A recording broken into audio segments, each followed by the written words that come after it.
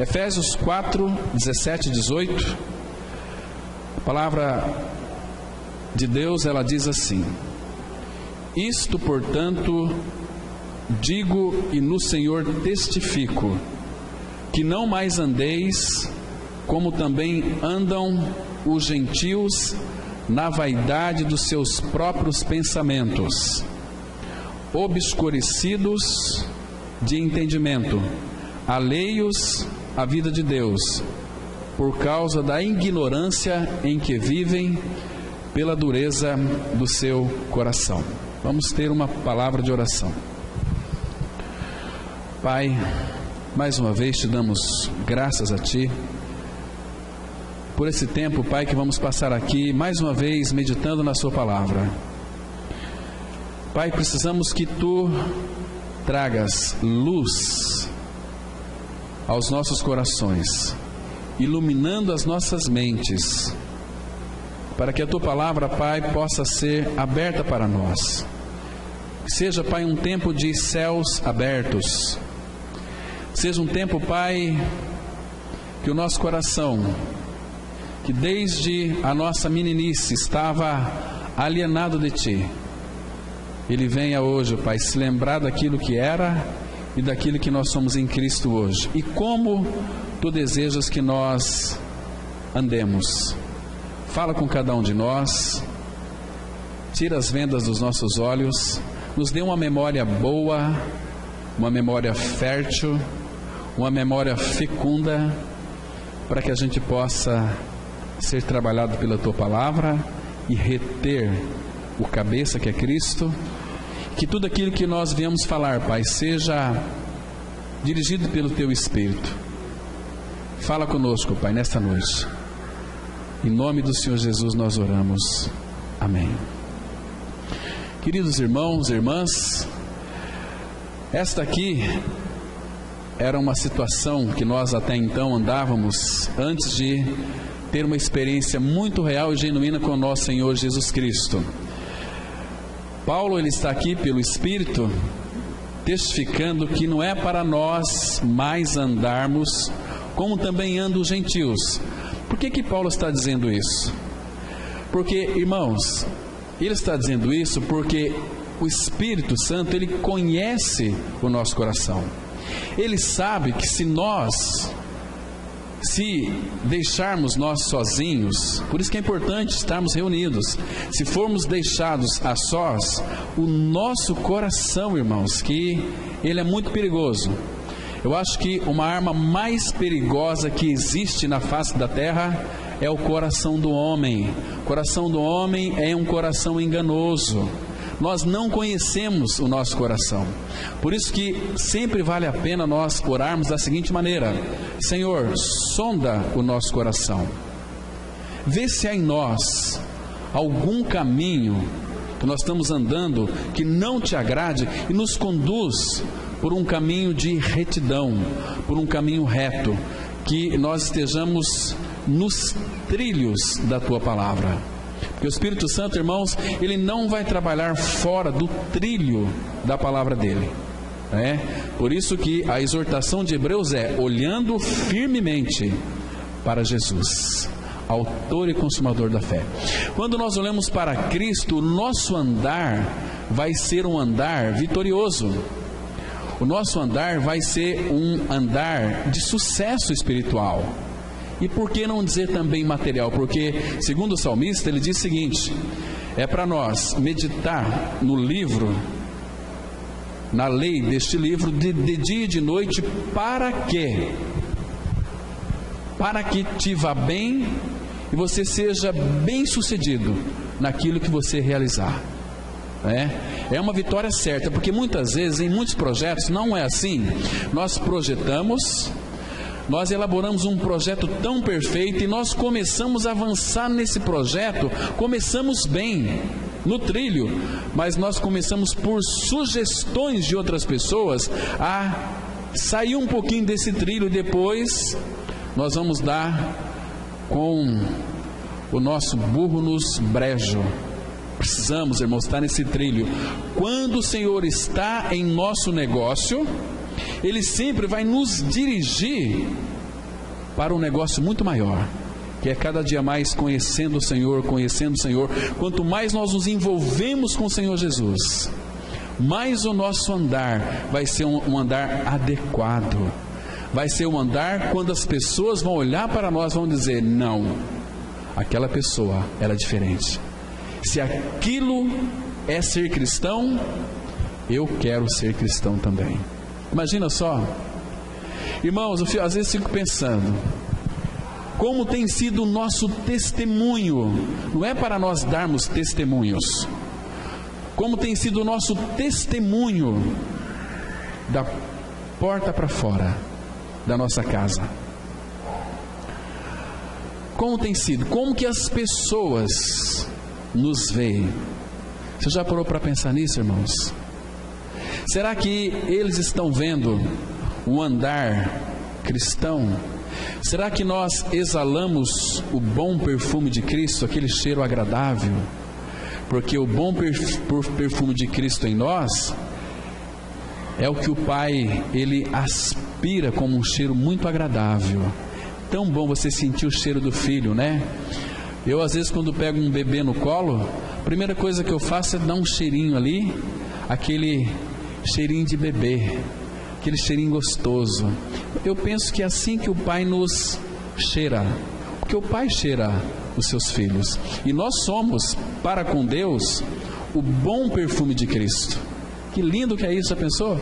O Pai, Ele sente o nosso cheiro, Será que, eu sei que em muitas pessoas o Pai, Ele até quer aspirar, Ele quer sentir que Ele mas sente um cheiro amargo que, segundo a palavra fala, que faz com que o seu nariz arde, E o apóstolo Paulo, irmãos, ele diz para nós aqui: não mais andeis como também andam os gentios. Então, isso significa que, mesmo nós conhecendo o Senhor, mesmo já crendo em nossa co-crucificação com Cristo, a advertência é para nós: olha, não andeis como também andam os gentios, porque nós somos tendenciosos a andar como gentios, O que é o gentio?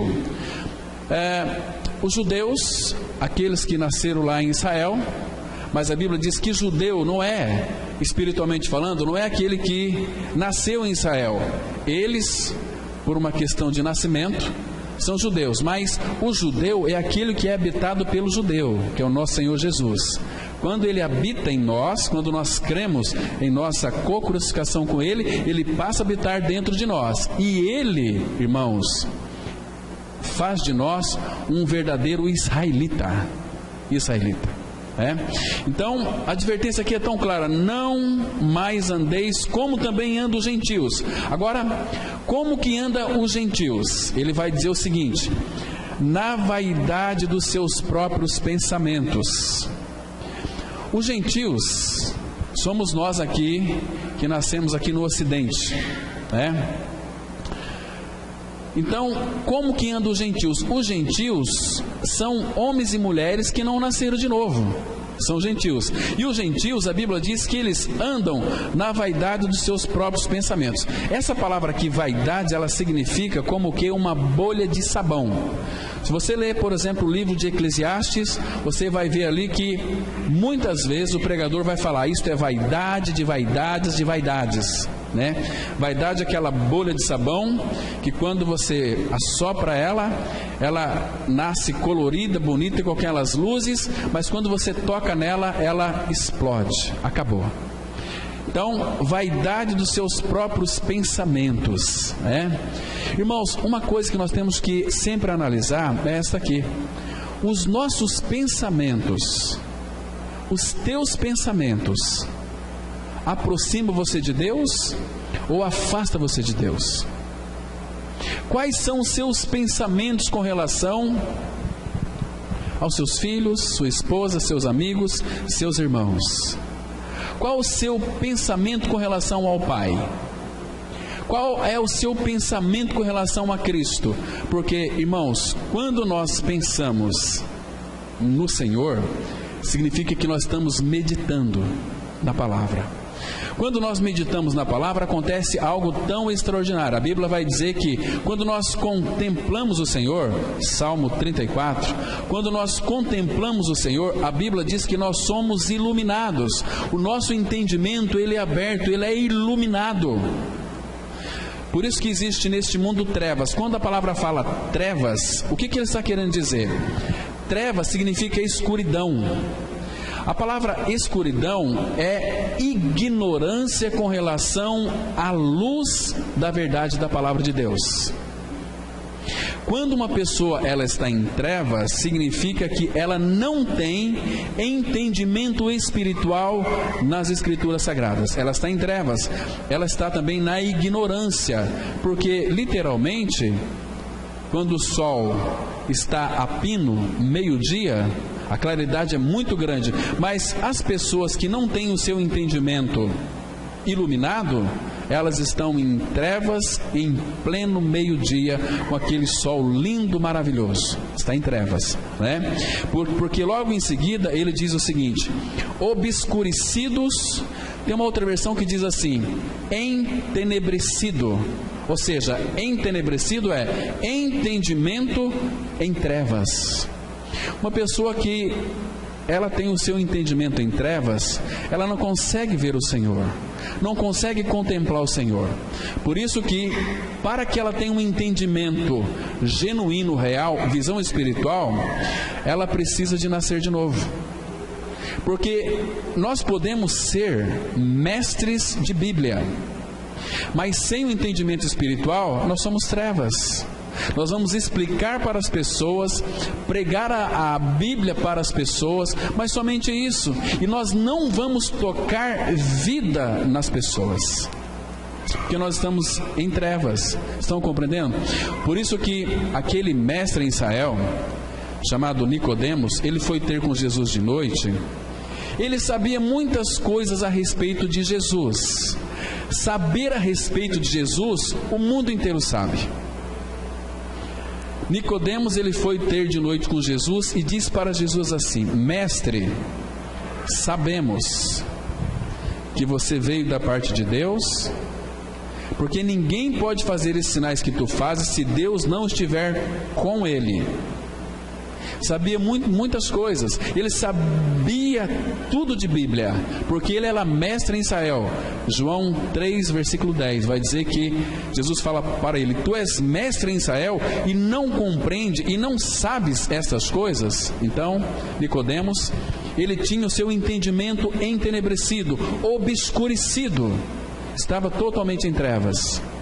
Aí Jesus disse para ele: irmãos, todo homem, toda mulher que vai a Cristo, quando tem um encontro com Cristo, este encontro é um encontro transformador. O que Jesus Cristo disse para Nicodemos? Nicodemos, em verdade te digo. Jesus falou duas vezes: em verdade te digo, que aquele que não nascer de novo não pode ver o reino de Deus. Então é necessário nascer para ver. Então, o novo nascimento todos nós conhecemos, que é uma troca de natureza. Nós nascemos com a natureza perversa, pecaminosa, e essa natureza, irmãos, se ela não for removida de nós, nós vamos continuar em trevas. Então o Senhor Jesus, ele crucifica, nos crucifica junto com ele na cruz. Quando cremos neste fato, a nossa natureza perversa, ela é removida, ela é morta. O pecado foi incluído em Cristo. O velho homem nosso foi crucificado, para que o corpo do pecado seja destruído e nós não venhamos a servir mais o pecado como escravo. Mas não para aí. A morte de Cristo na cruz foi para remover o nosso pecado. Mas aí que está o fato muito interessante. Então, quando nós cremos neste fato, o Espírito Santo de Deus, ele nos conecta a Cristo. Ele traz Cristo para dentro de nós. Participamos da morte com Cristo, do sepultamento e da ressurreição juntamente com Cristo, e Ele nos coloca em um lugar de descanso, assentados nos lugares celestiais em Cristo Jesus. Isso é novo nascimento. Agora o Pai, pelo trabalho da cruz, pela palavra e pelo seu Espírito, Ele vai cada dia mais conquistando o nosso coração para Ele mesmo, para que então, quando nós contemplamos toda a beleza do reino, nós estamos na porta, nascemos de novo, nós estamos vendo o reino. Que lindo, que maravilhoso, que precioso, aquela mesa bonita, olha que quantas coisas maravilhosas. Aí o Espírito Santo nos leva a entrar nessa realidade do reino. Quem não nascer da água e do Espírito não pode entrar no reino de Deus. Nascemos para ter um entendimento iluminado, e o Espírito nos leva a dia não só contemplar, mas agora aquele que começou em vós boa obra é fiel para completá-la até o dia de Cristo. Ele nos faz entrar. Isso é tão maravilhoso. Então, queridos, obscurecidos de entendimento. Uma pessoa que está com o seu entendimento obscurecido, a palavra fala que ela está alheia à vida de Deus, ela está alienada. Por isso que aquele Salmo 58:3, a palavra fala assim: desviam-se os ímpios desde a concepção. Eles nascem errado desde que nasceram proferindo mentiras. Então, o nosso problema é de alienação. Alienação é estar separado de Deus. Quando nascemos de novo, Ele nos separa para si. Aí nós somos igreja. O que é igreja? Eclésia. É um povo que é separado para o Senhor. Então, o problema nosso, irmãos, é de alienação de Deus. Estamos desviados, fora desse trilho. Essa era a nossa velha vida, sem Cristo, sem Deus no mundo. E por que nós estamos aqui alheios à vida de Deus? Por causa da ignorância em que vivem. Essa palavra aqui, ela pode ser também, parafraseando, ela pode ser dita assim: alheios à vida de Deus por causa da escuridão em que vive, por causa das trevas do seu entendimento em que eles vivem. Estão compreendendo? Em que vivem, mas qual é a razão aqui? Pela dureza do seu coração. Então, o nosso coração, ele é muito duro. O nosso coração, irmãos, ele é muito terrível, ele é obstinado. O nosso coração, o nosso coração dá medo. Eu disse aqui, me referi anteriormente, que o coração do homem, irmãos, é a arma mais mortal que existe na face dessa terra. Ele é terrível, ele é enganoso, e a palavra vai dizer que aquele que confia no seu próprio coração, Provérbios 28:26, é insensato, não tem senso. E você vai verificar que o que pode operar uma mudança nesse coração? Vocês acham que para esse coração tem alguma possibilidade de mudança? Não. Deus, Ele não vai mudar o nosso coração, não vai, nós precisamos de ter um coração transformado. Você não vai encontrar isso na Bíblia. A transformação, ela vai ocorrer a partir do novo nascimento. Aí Ele vai transformar o nosso coração, vai transformando cada dia mais, de fé em fé, de força em força, de glória em glória, na imagem do Cordeiro, porque o nosso coração é duro, e somente a palavra de Deus que tem o poder, não de mudar o nosso coração, mas de arrebentar o nosso coração, de perfurar o nosso coração, de trocar o coração. Abra a sua Bíblia em Jeremias, capítulo 23,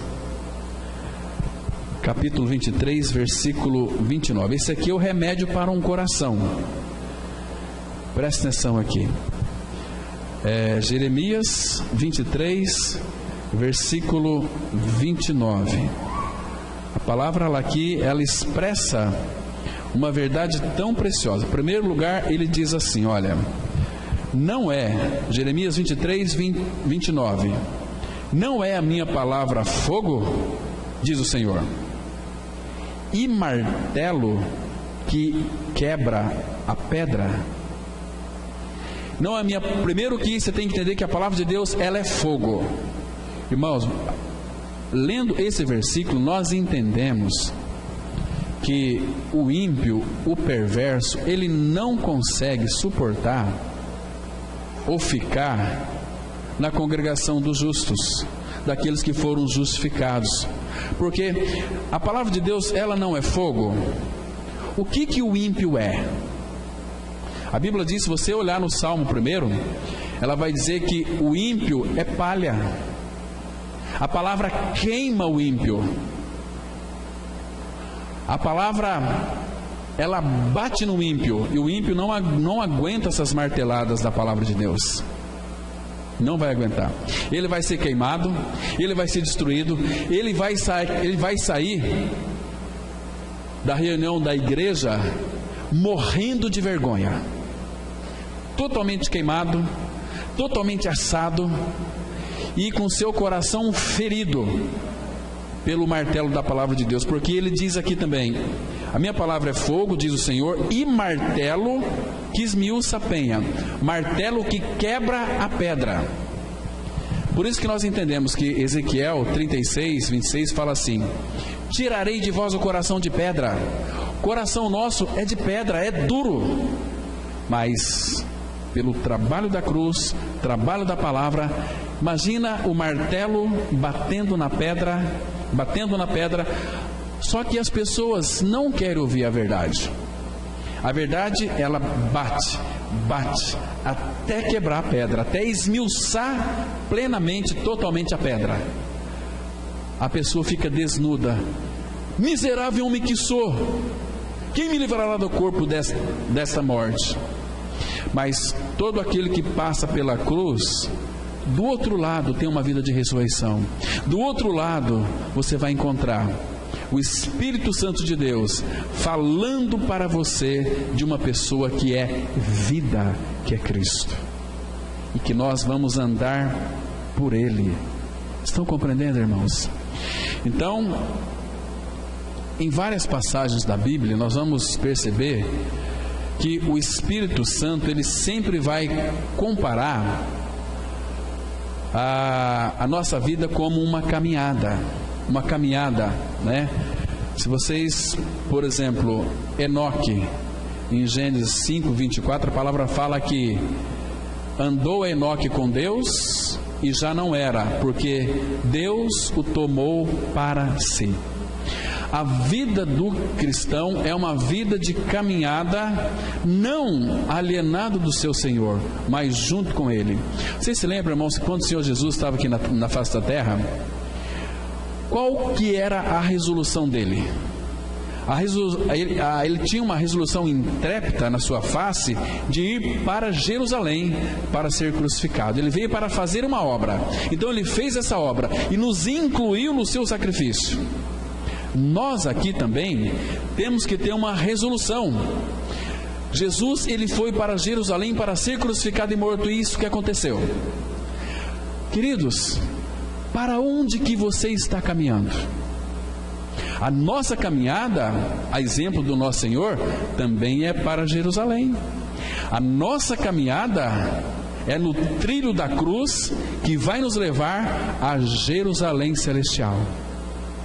Entende? Logo essa caminhada ela vai se findar, porque está demarcado o dia da nossa chegada. Ele já sabe o dia que vai ser. Eu sei que muitos não estão preparados, mas feliz daquele que está nessa trajetória, nesse caminho.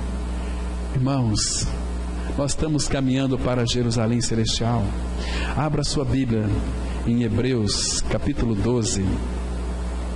Hebreus capítulo 12, texto tão precioso. Nós encontramos aqui que vai haver um dia que nós vamos chegar nesta Jerusalém celestial. Capítulo 12, vamos ler a partir do versículo 12, 22. Hebreus 12, verso 22. Olha que interessante aqui. A palavra fala assim, Hebreus 12, versículo 22 em diante.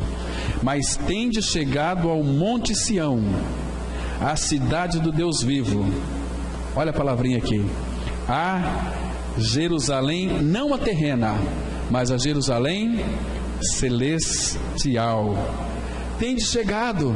Aqui é o futuro. Irmãos, será que você tem convicção que vai chegar lá? Você tem sido perseverante?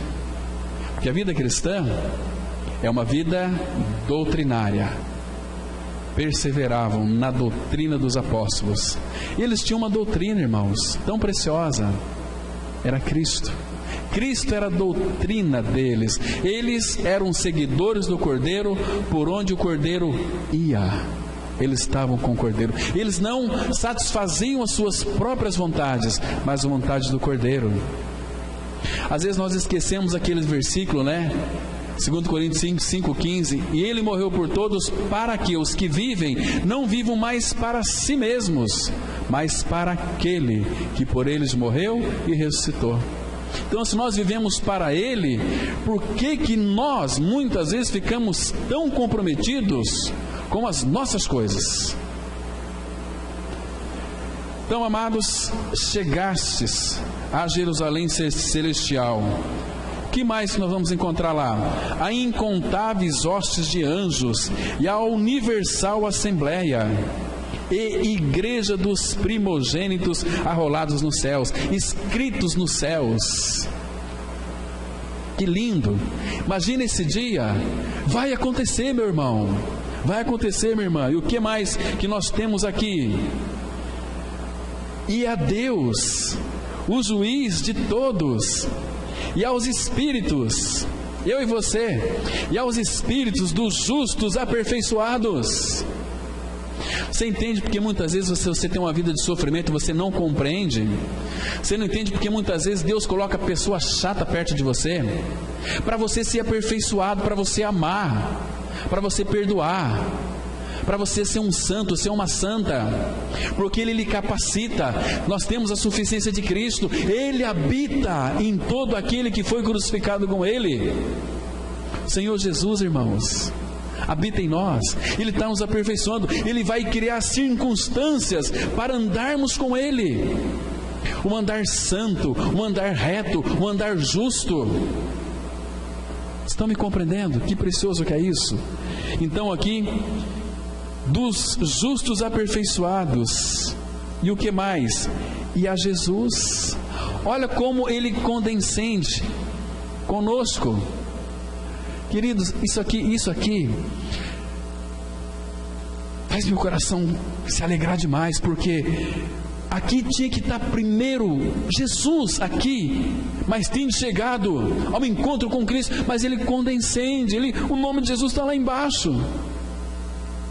Parece que o Espírito sabe quando a gente for chegar nos portais eternos, quando aquelas portas se abrirem para nós, nós vamos ficar tão encantados com coisa, que bonito, que lindo, e lá vamos encontrar o Senhor, com aquela mesa preparada para nós, para nos servirmos. É uma característica do nosso Senhor Jesus, sempre condescender conosco.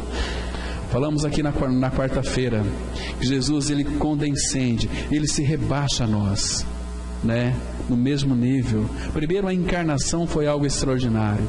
Esse ano nós vamos estudar mais um pouquinho sobre a encarnação, para a gente assistir os estudos aqui chorando de alegria, tanto amor que Ele tem por nós, irmãos, e a gente o ama tão pouquinho, né?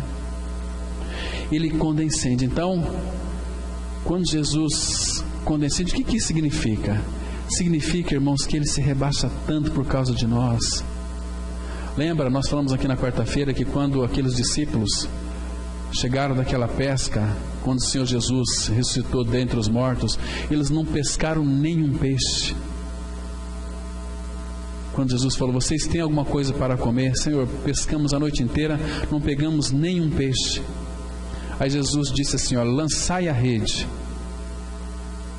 Talvez os discípulos deveriam ter pensado: agora o Senhor enlouqueceu. Pescamos a noite inteira e o mar estava aqui, o barco aqui, a praia ali. Jesus manda lançar a rede do lado direito deles. Que absurdo é isso? Mas aí eles confiaram e falaram o seguinte: olha, nós não cremos que vai ter peixe aí, mas segundo a tua palavra, a palavra fala que segundo a sua palavra eles lançaram as redes.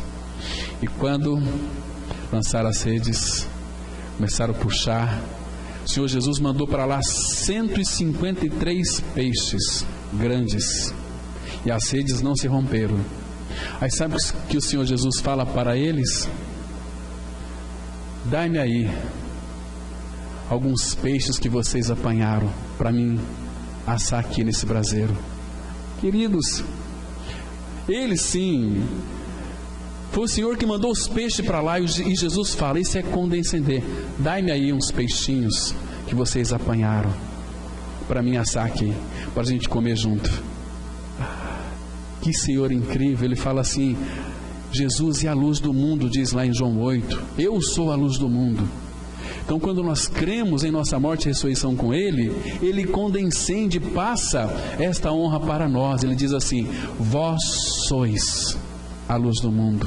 Nós não temos luz própria, irmãos, nós somos pura trevas, mas Ele habitando em nós, Ele é a luz e Ele ilumina. Queridos, quão amável é o nosso Senhor. Se vocês soubessem, irmãos, como Ele se importa com cada um de nós, porque Ele nos ama. Ele está preocupado com os seus problemas, com as suas dificuldades. Ele quer que você olhe para Ele e dependa dEle e viva em função dEle, viva para a glória dEle. Nosso Senhor é tão maravilhoso. Olha o 24: e a Jesus, o mediador da nova aliança, e ao sangue da aspersão, que fala coisas superiores ao que fala o próprio Abel. E aqui uma advertência no versículo 25, presta atenção, irmãos, é uma advertência do Espírito para os nossos corações. Tende cuidado, não recuseis ao que fala. Hebreus capítulo 1 começa com Deus falando e termina aqui com Deus falando: não recuseis ao que fala. Ele só quer uma coisa de nós, irmãos: que nós venhamos a andar com o nosso Pai. Abra sua Bíblia no livro do profeta Miqueias. Olha que interessante, nós vamos encontrar aqui Miqueias, texto precioso. Veja o que ele pede de nós, irmãos. Não pede muitas coisas, só pede uma coisa. Miqueias capítulo 6, versículo 8. Miqueias 6, verso 8. Ele quer caminhar conosco, Ele quer andar conosco, quer que nós estejamos no caminho. Estar no caminho, a gente sempre vai andar com Ele. Olha só, Miqueias 6, 8. Presta atenção. Ele diz assim: Ele te declarou, ó homem, o que é bom e o que é que o Senhor pede de ti. O que Ele pede de ti? Presta atenção. Primeiro, pratiques a justiça e ames a misericórdia e andes humildemente com teu Deus. O que Ele quer? Que nós andamos com Ele, praticamos a justiça. Se Cristo é o justo que habita em nós, irmãos, nós temos que praticar a religião, praticarmos a justiça. Quando a gente se pratica a justiça, a gente tem muito inimigo, mas Ele previu isso. Vocês serão perseguidos, serão odiados, porque vocês vão não praticar o bem, mas praticar a justiça. Praticar a justiça, o que mais? E ames a misericórdia.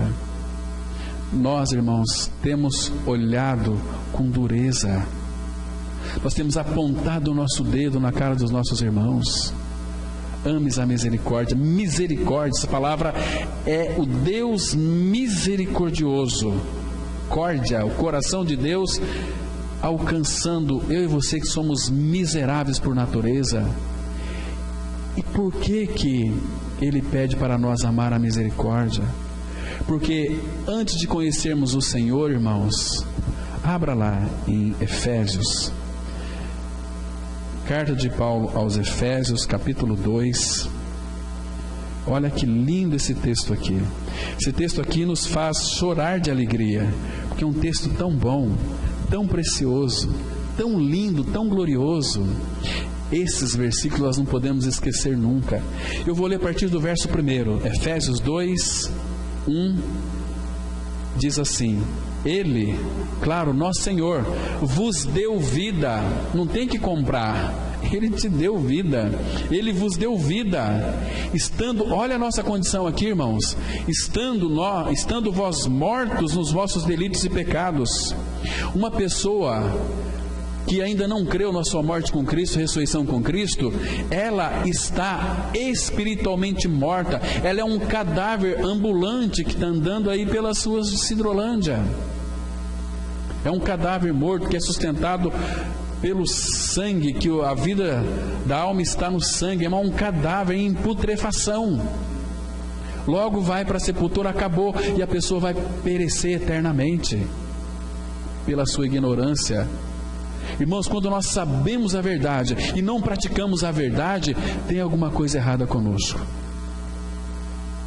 Quando uma pessoa está com uma dor, detecta que está com câncer, ela vai correr para os hospitais, ela vai procurar as igrejas, ela vai, queridos, e o pecado que leva a pessoa para a perdição eterna, as pessoas não se preocupam. Vocês percebem o tamanho da ignorância que está no homem? Trevas. Olha aqui, versículo 2: nos quais andastes outrora, segundo o curso deste mundo, segundo o príncipe da potestade do ar, do espírito que agora atua nos filhos da desobediência. Esses filhos da desobediência está se referindo a Adão. Todos nós nascemos filhos da desobediência por natureza. Olha o versículo 3: entre os quais também todos nós andamos outrora, segundo as inclinações da nossa carne, fazendo a vontade da carne e dos pensamentos, e éramos por natureza, está vendo aqui? Questão de natureza. E éramos por natureza filhos não de Deus, mas filhos da ira, como também os demais. Queridos, os demais que não nasceram de novo são filhos da ira, são filhos da desobediência, e vão perecer se não nascerem de novo. Agora, para mim e para você, olha o versículo 4, irmãos. Mas Deus, tem um mas aqui, mas Deus, sendo rico em misericórdia. Agora tem uma outra causa aqui muito, muito interessante. Por causa do grande amor com que nos amou. Aleluia! Irmão, isso aqui é muito grande. Isso aqui não cabe na nossa cabecinha de fósforo, perímetro de boné. Não tem condições. Mas Deus, sendo rico em misericórdia, Ele é rico em misericórdia, irmãos, por causa do grande amor com que nos amou. Vocês entendem agora 1 João 3,1? Vede que grande amor nos tem concedido o Pai, a ponto de sermos chamados filhos de Deus. E de fato somos filhos de Deus, por causa que Ele é rico em misericórdia, e por causa do grande amor com que nos amou, estando nós mortos em nossos delitos, nos deu vida juntamente. Olha que palavra preciosa aqui, juntamente, porque Cristo, Ele é o caminho, a verdade e a vida. Nos deu vida porque fora dele não tem vida. Então nos deu vida juntamente com Cristo. Pela graça sois salvos, e juntamente com Ele nos ressuscitou e nos fez assentar nos lugares celestiais em Cristo Jesus. Isso é cristianismo autêntico e verdadeiro. Agora, irmãos, como que nós estamos andando? Nós estamos andando em cima dessas verdades. Uma vida de ressurreição, esperando o Senhor, amando o Senhor, porque se você não amar o Senhor, você não vai desejar que Ele volte nunca. Você não pode desejar que alguém volte se você não ama. Quando você ama, você deseja que Ele volta. Vamos abrir lá em Cânticos, Cantares, capítulo 8. Olha que texto precioso nós encontramos aqui, irmãos. Cântico ou Cantares de Salomão, capítulo 8. A Sulamita, ela é uma figura da igreja, que diz assim, último versículo, versículo 14. Cântico, capítulo 8, versículo 14. Nós vamos ler apenas a parte A desse versículo, porque aqui é a esposa, é a igreja desejando. O que ela diz aqui? Olha, vem depressa, amado meu. Ele é meu amado, então eu desejo que Ele venha depressa. Maranata, vem Senhor Jesus. Maranata, irmãos, qual que é a sua perspectiva nesse mundo? O que você espera desse mundo? Olha para esse mundo, mas não fixa nele. Olha para Cristo, olha para o Senhor. Vem depressa, amado meu. Esse aqui deve ser o clamor da igreja. Maranata, vem depressa, meu amado. Abra em Apocalipse capítulo 22, versículo 20. Temos aqui uma declaração da igreja, porque quando a igreja começar a desejar o Senhor, quando a igreja começar a amar o Senhor, Ele vai voltar para buscar a sua igreja. Vamos ler o versículo 17. Apocalipse 22, verso 17. A palavra de Deus diz assim. Eu vou ler o contexto também, o 16, para a gente apreciar essa doçura que é o Filho. Diz assim a palavra. Olha quem está falando aqui, irmãos. Presta atenção. 22, 16. Eu, Jesus, enviei o meu anjo para vos testificar estas coisas às igrejas. Eu sou a raiz e a geração de Davi, a brilhante estrela da manhã. Claro, agora veja aqui que há uma concordância. O Pai alcançou aquilo que Ele queria na sua igreja, que a igreja amasse o Senhor, se voltasse para Ele e desejasse Ele. Então o Espírito, quando houver, irmãos, esse desejo do nosso coração em amar o Senhor, em buscar o Senhor, nós não vamos ter outro desejo. As nossas reuniões seriam assim: puxa vida, puder o Senhor voltar hoje meia-noite, puder amanhã cedinho, eu vou dormir, mas quem sabe eu serei despertado pelo arrebatamento. Quem sabe nesta noite o Senhor vem para me buscar. Que lindo é isso, irmãos. Você está seguro nos braços de teu Pai, aquele que te ama e pelo seu sangue lavou você e eu dos nossos pecados e nos fez reino e sacerdotes. Olha só aqui, versículo 17. O Espírito e a noiva aqui é a igreja. O Espírito e a noiva dizem: vem. Olha a admiração. Vem, vem. Aquele que ouve, diga: vem. Aquele que tem sede, venha. E quem quiser, receba de graça. A água não é uma água qualquer, a água da vida. Lembra que Jesus disse para a mulher samaritana: quem beber da água deste mundo tornará a ter sede, mas quem beber da água que eu lhe der nunca mais terá sede, porque a água que eu lhe der para o mundo vai ser na vida dessa pessoa uma fonte a jorrar para a vida eterna. Ele falava do Espírito.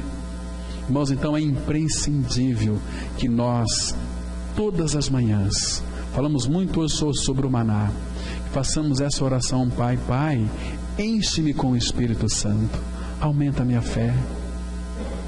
Estamos vivendo, irmãos, uma época em que os jovens já morreram, estão esperando para ser enterrado na velhice. Olha o versículo 20, diz assim: Aquele que dá testemunho destas coisas diz: agora certamente venho sem demora. Essa aqui é a voz do nosso noivo. Irmãos, o Senhor, Ele ama a igreja, Ele nos ama tanto. Este amor dele por nós.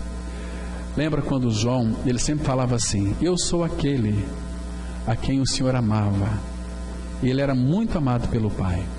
O amor do Pai tirou toda aquela obstinação do coração de João. Tanto é que João é considerado por nós o apóstolo do amor.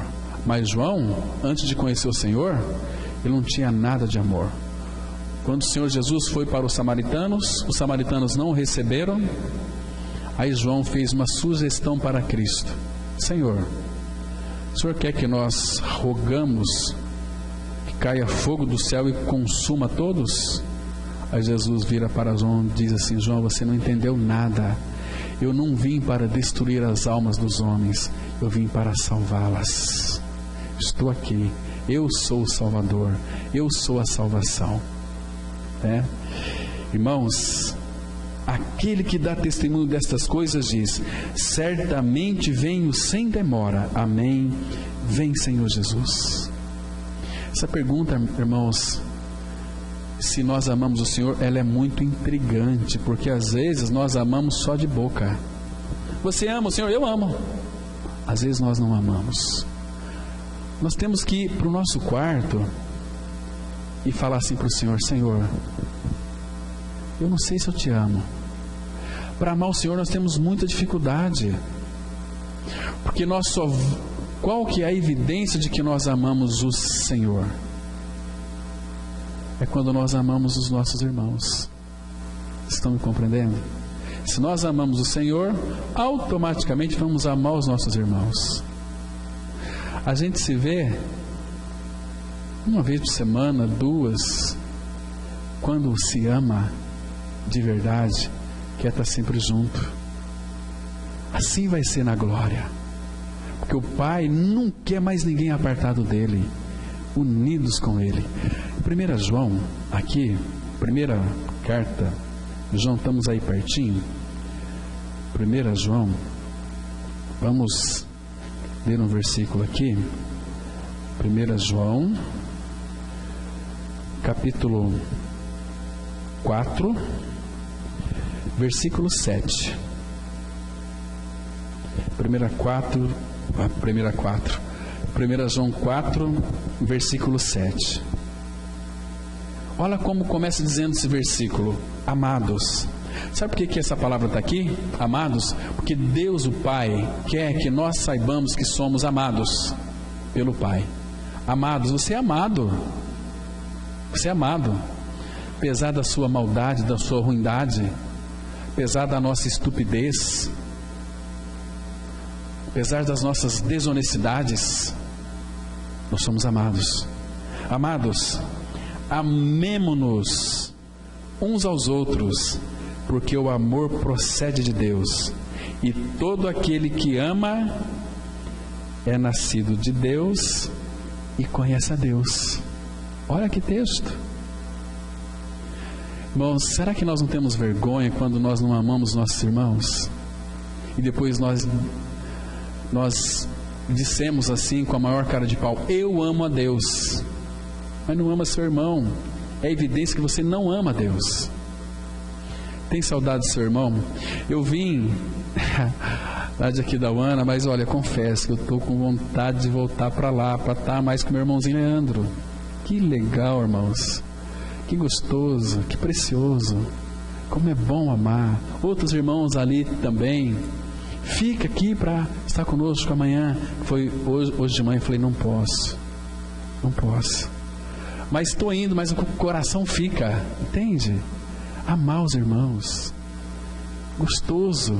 Saudade do irmão é evidência de amor. Quem tem amor, tem saudade. Quem não tem amor, não tem saudade. Você tem saudade de algum dos seus irmãos daqui da comunidade?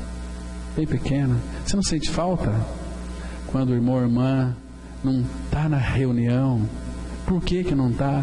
Outras coisas. que ocupam o lugar de Cristo? Irmãos, muito séria a palavra. Olha o versículo 8. Aquele que não ama não conhece a Deus, pois Deus é amor. Queridos, que precioso. Só mais um texto eu quero fazer questão que os irmãos leiam junto comigo, que Jesus Cristo disse, João capítulo 13. João 13. Vamos ler aqui o versículo 34 e 35. João 13, 34 e 35. A palavra, ela é tão preciosa, ela vai nos exortando, vai nos mostrando. Só uma coisa muito interessante: nosso Deus, o nosso Pai, Ele não quer que isso seja na base do esforço. Como que nós vamos amar o nosso irmão? Com o nosso amor é muito difícil, mas o amor de Deus, quando cremos no Senhor, Ele foi derramado em nosso coração pelo Espírito Santo.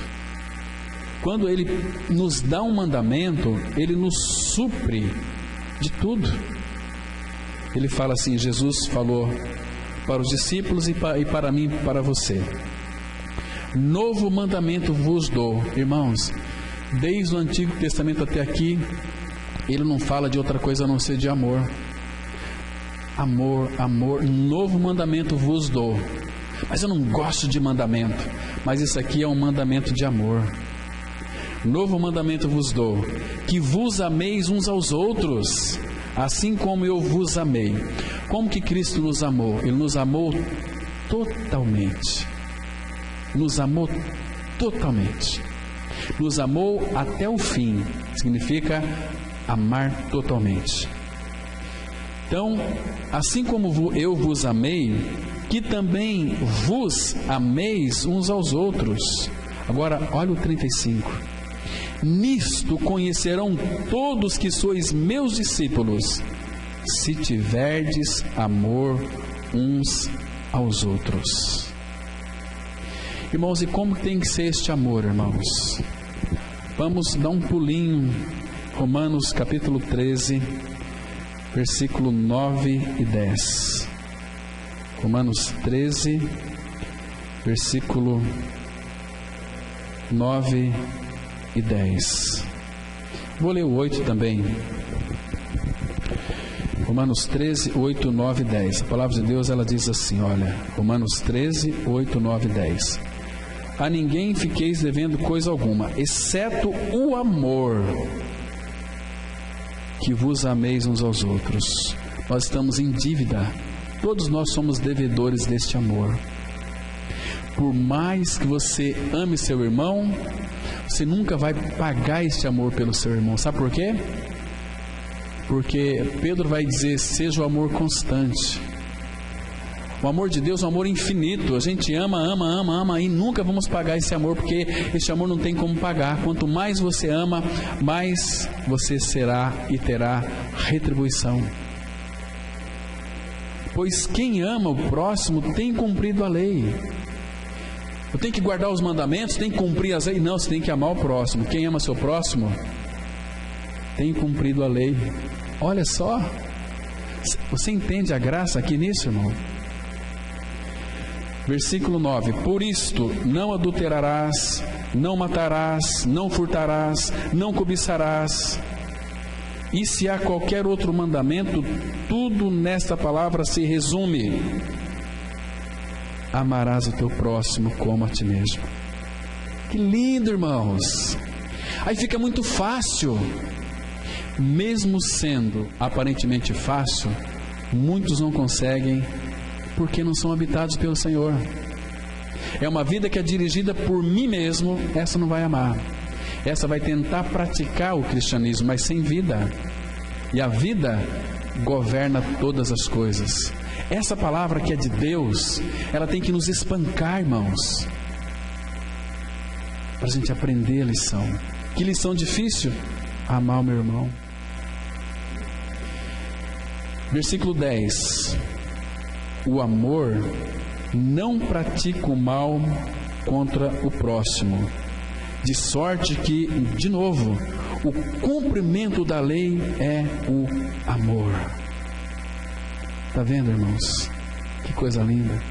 Será que nós temos andado como homens e mulheres da nova aliança? Ou estamos aí levando embolado, empurrando com a barriga? Porque Ele vai voltar um dia para buscar a sua igreja, para reivindicar na sua igreja aquilo que Ele deu para nós. Como a parábola dos talentos. Para um deu 5, Ele produziu mais 5, deu 10. Para outro deu 4, produziu mais 4, deu 8.